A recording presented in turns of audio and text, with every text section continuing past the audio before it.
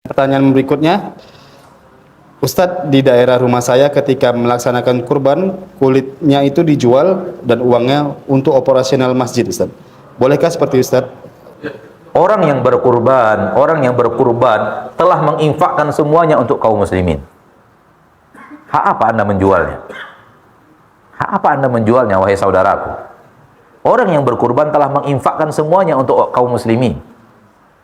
Dia sudah infakkan itu karena Allah tabaraka wa ta'ala.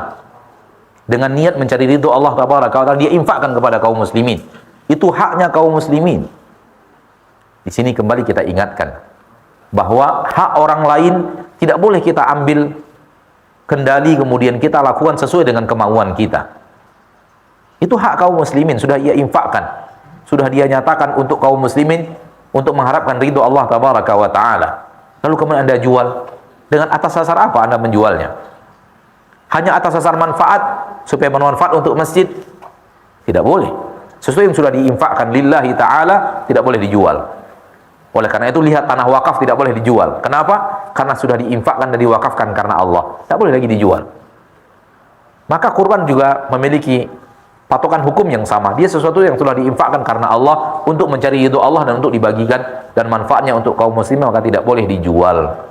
Tidak boleh dijual. Berikan kepada orang yang bisa mengelolanya.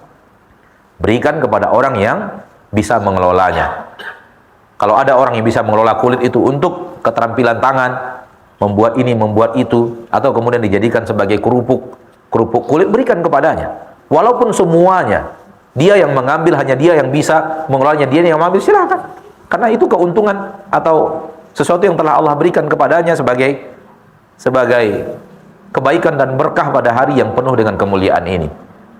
Maka tidak ada lagi di sini kebolehan kita menjual sedikit.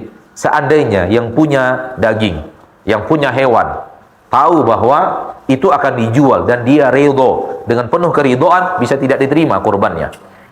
Bisa tidak diterima kurbannya. Kalau dia tahu hukumnya tidak boleh menjual, kemudian dia rela sebahagian daripada hewan kurbannya dijual, maka tidak boleh, ya akhi. Anda sudah berikannya untuk mengharapkan ridho Allah, sudah Anda sedekahkan lillahi ta'ala untuk dibagi-bagikan, maka sesuatu yang sudah dibagi-bagikan karena Allah tidak boleh diambil lagi untuk dijadikan hak seseorang untuk dijual kepada seseorang. Kalau seandainya memang hanya satu orang yang bisa mengelola kulit tersebut, serahkan kepada dia. Atau memang ada masyarakat yang mau minta sebahagian daripada kulit itu, serahkan kepada dia.